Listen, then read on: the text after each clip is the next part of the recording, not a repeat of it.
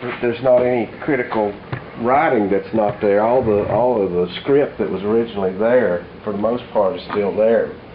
Born near Coleraine, Ireland, immigrated to Pennsylvania, USA in 1765. Died in Rogersville in 1807, age 67.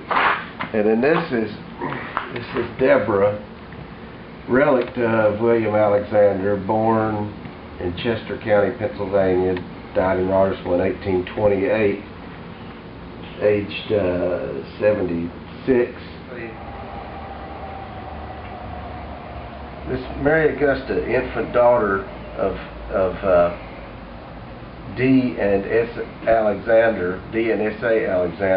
So this was actually William Alexander's granddaughter, and so was this infant son. This stone was probably placed by their son, who was Dix Alexander. William Alexander's wife's maiden name was Dix. Deborah Dix was her name, so that's why he has kind of an unusual name, Dix in the plural. That's why his name was Dix Alexander, and he's probably the person that placed this stone, because this was obviously done quite a bit later than 1807. Well, it's done, we know it's later than 1828. Or 1833. And 1833 right here, right. Yeah. So, and this Dix Alexander lived until about 1880, so it could have been, this stone may probably at most is 130 years old. Well, this stone we are going to piece it back together. We're basically going to epoxy it back together with a product that's made for that purpose. Before I do that, I'm going to go back and see if I can locate this one missing piece right here. But we weren't going to worry too much about the stone because we'd ordered one from the VA and intended to use that. The process started in March of this year. When I originally made application, and Danny Breeding was helpful here, the VA services guy for Hawkins County, and I never did hear back from him. Like 3 months passed by. In fact, it was after the 4th of July. I finally called them, and they said, "Well, you're going to have to reapply because we changed the application, and there's a new application. You need to fill it out and send it back in." What had changed on the application is that organizations like ours can no longer request a stone for a patriot unless they're an ancestor of an individual. So you can also, you can get permission from a direct ancestor to allow for a surrogate to act on their behalf, which I did. That took me a month of detective work to find this guy's like 6th, 7th great grandson. I tracked him down through a DAR application for a woman that who grew up in Kingsport. When she got married, they moved to Oklahoma, and she passed away a couple of years ago, but her son happens to be the president of a bank out there, so I was able to find his name on a website. I was lucky. It really was. And then I talked to him, and he was a little skeptical at first because he thought, why would you want to do this? You know, I mean, he kind of thought we were up to something. But I showed him our website and told him a little bit about the organization and everything, and he looked into it, and he got back and he said, yeah, I'll help you out, and said, but if I didn't do it, my mother would kill me anyway, so we're not going to have the VA marker, and I honestly don't know if we'll ever get the VA marker because their requirements to document his service, they've gotten more and more strict on that lately. So what evidence do you have, though, of his service? Excuse me? What evidence do you have of his service? We have, it all started with that DAR application that I was talking about. So he is listed as a patriot in the DAR database. It's basically based on a muster roll for the York County, Pennsylvania militia in 1780 that has William Alexander listed as what they call a sub-lieutenant, which is like a second lieutenant, and he was a payroll master. You born? He was born in 1740 in Ireland, Okay. and he immigrated to the U.S. in 1765. He lived for a little while in Delaware, and then he moved to Pennsylvania, where we have the marriage record exists for where he married Deborah Dix, so we knew where he was at that time. And then his name shows up on tax rolls from York County at the same time that his name shows up on this muster roll that I'm mentioning. So that is the information that the lady used to join DAR with and to prove his service, and DAR accepted that. Our organization has a list of all the known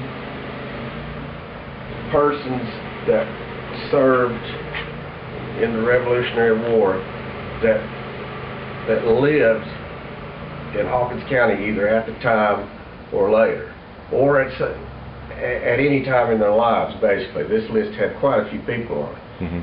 And maybe about, it's several pages long. There was close to 100 names on there. We knew where about 4 or 5 of them were buried. And part of the task that I took on with the organization was to try and locate the rest of them. And I started doing, this guy's name was on there. Who compiled the list originally, I don't know, and how we wound up with it, I don't know that either. We took it, one of our members took it and digitized that information and made a spreadsheet showing the name, what was known about the person, and if we knew where they were buried, where that was at. So I took that information and did some online research. I spent a couple of days looking up these other graves, and I found quite a few of them. But most of the ones I found were through the website, the Find a Grave website, and that's where I found this. We plan on doing this once or twice a year, and that's why we're trying to compile a record of just every grave. We're basically going to form a database with every grave of every Patriot soldier in Hawkins County. And as time goes by, we plan to mark those graves. They are in various states of repair and condition. I mean, New Providence, I don't know if you've ever been to that cemetery, but it's in absolutely perfect condition. It's well maintained. And then there are ones like this, which are somewhat maintained. And then there are those that are buried in honeysuckle too that I've been to, and they're really going to take some work. So one of the, he did immigrate. He was married in Pennsylvania. His son Dix Alexander was born in Pennsylvania in 1790. So he immigrated. He moved down here sometime after 1790. When, we're not sure. Tax rolls up there indicate that he was a merchant of some sort, and I believe that he probably was here too. He didn't leave a will. His estate went to his wife, but when she died, she did leave a will, leaving everything to her son, and she had somewhat of an estate for that time period.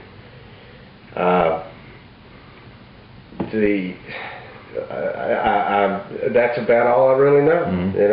You don't know when he came to Rogersville? No, we don't know. We know that it was after 1790, and that he died here in 1807. So It's sometime in between there. But I plan to do some more research to try and find out if there's any old deeds or anything. There's not online, but there may be something in the archives here. There's more known about his son, though. There's much more known about his son. We know a lot about his son. In fact, his son even served in the War of 1812 and applied for a pension in 17. He was wealthy anyway, but I guess he felt this money was due him, so because it was $8 a month was what the pension was. But he applied for it and received it for about 2 years, and then someone accused him of being a Confederate sympathizer, and the War Department dropped him from the pension rolls and demanded that he send the money back, which he did. And this was all because he had bought Confederate war bonds. And his pension file is online on the Fold 3 website, and it's 128 pages of documents. But he was a lawyer now, so, you know, I mean, after he died, his wife did receive the pension for quite a few years. I guess they did consider her a sympathizer, so but there's no guilt by association. What was his year of birth and year of death? It was 1790 is when he was born in Berks County, Pennsylvania. Let's see. I don't have the year that he died, but it's I can find that pretty quickly. Where's he buried? He's buried in the Presbyterian Cemetery here. Oh, 2 blocks from his dad. Right. Okay. That's right, yeah. And did you say he was a mayor? Yeah, he was the 2nd mayor of Rogersville. Really? What years was that? That was it was in 1830. Apparently, when the town was originally organized, they didn't have a mayor. I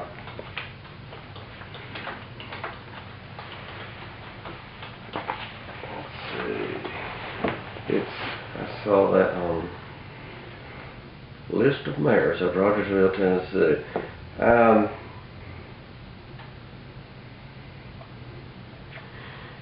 1838 to 1840. So he just served one term.